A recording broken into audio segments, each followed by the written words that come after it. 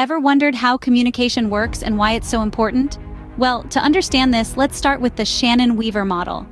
Developed by two brilliant minds, Claude Shannon and Warren Weaver, back in 1949, the Shannon-Weaver model is a classic theory that provides a foundation for understanding communication. Picture this. Three main components form the basis of this model: the sender, the message, and the receiver. Let's break it down. The sender is the origin of the communication. This could be a person, a computer, a television, essentially anything that is capable of conveying information.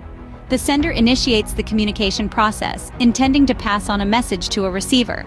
Now, the message is the information or the content that the sender wants to communicate. It could be a simple greeting, a complex mathematical theory, or anything in between. The key is that the message carries the information from the sender to the receiver. And who is this receiver? Well, just as the name suggests, the receiver is the one who gets the message.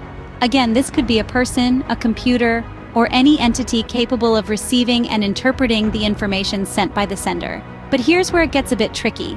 The model introduced the concept of noise, an element that can disrupt the clarity of the message. Noise could be anything from a literal noisy environment, a poor internet connection, to even a receiver's preconceived notions or biases.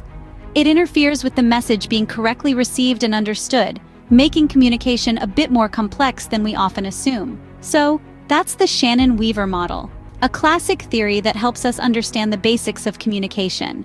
It reminds us that communication is not just about sending and receiving information, but also about overcoming obstacles and ensuring that the message is understood as intended. It's fascinating, isn't it? Now that we understand the basics, did you know there are different kinds of communication? Let's explore them. First up, we have interpersonal communication. This occurs between individuals, and it's what you're probably most familiar with. It involves face-to-face interactions or one-on-one conversations. Think about a casual chat with your friend or a serious discussion with your boss. Next, there's intrapersonal communication. This is the dialogue within oneself, where thoughts and ideas are processed. You know those moments when you're talking to yourself, trying to figure something out or make a decision? That's intrapersonal communication at work. Then we have group communication. This involves multiple people interacting, which can occur in various settings. Picture a team brainstorming session at work, a family meeting at home, or a social gathering with friends.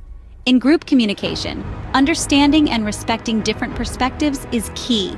Lastly, there's mass communication. This involves the dissemination of information to a large audience through mass media like newspapers, TV, or social media. When you're watching the news or scrolling through your social media feed, you're engaging in mass communication. Each of these types of communication has its unique characteristics and applications.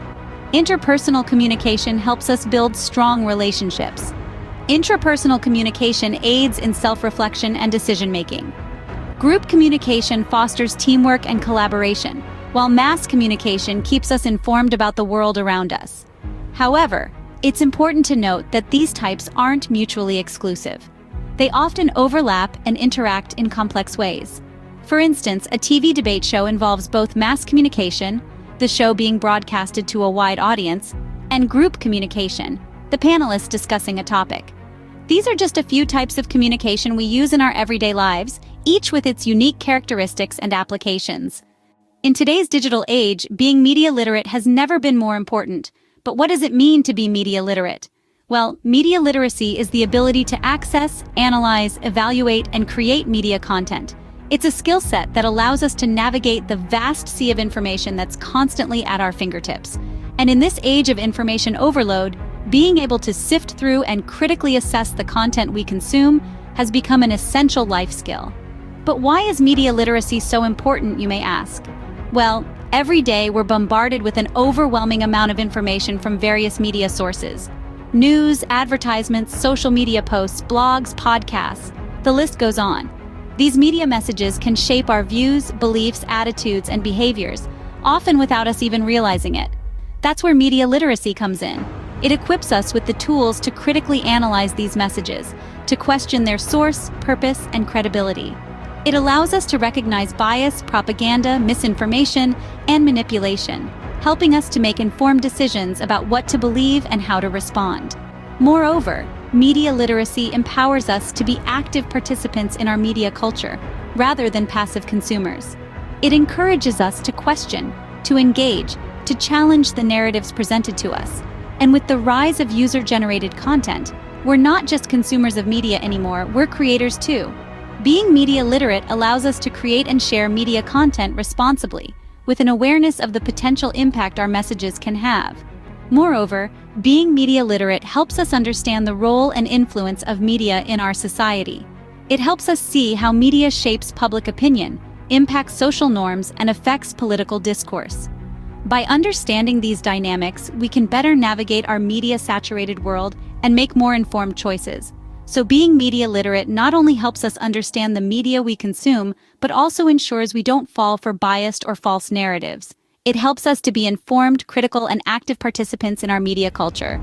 And that, in a nutshell, is why media literacy is so crucial in our digital age. Scene script. Alongside media literacy, information literacy is another key skill in our data-driven world. Let's find out why.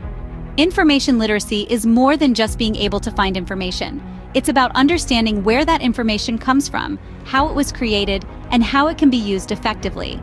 It's a skill that empowers us to not just consume information, but to critically evaluate and apply it. In essence, information literacy is the ability to distinguish between the signal and the noise. In the age of the internet, we're bombarded with information from all directions. It's easy to feel overwhelmed. But with information literacy, we can navigate through the sea of data with confidence. We can find the information we need, evaluate its credibility and relevance, and use it to make informed decisions. Think about it like this. Let's say you're researching a topic for a school project.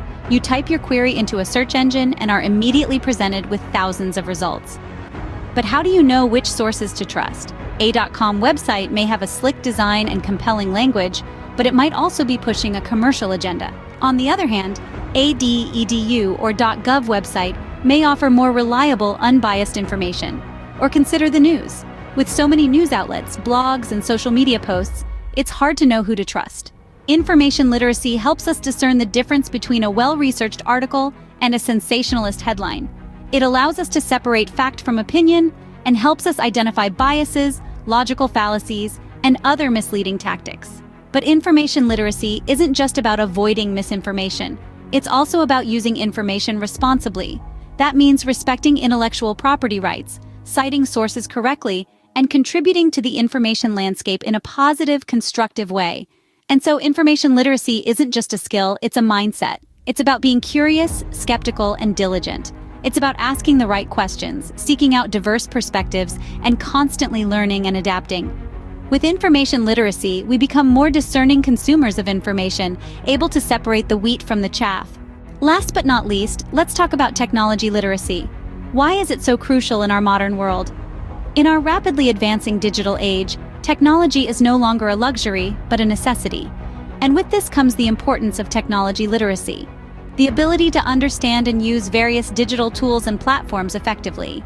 But what does it mean to be technologically literate? Firstly, it's about more than just knowing how to use a smartphone or computer. It's about understanding the underlying principles of how these devices and platforms work. It's about knowing how to troubleshoot problems, protect your online privacy, and use technology to enhance productivity and creativity. Consider this. You've probably used a search engine like Google countless times, but do you know how to use it efficiently? Can you filter search results, use advanced search features, or evaluate the credibility of the sources you find? That's where technology literacy comes in handy. Or take social media, for example. It's not just about posting updates and liking posts.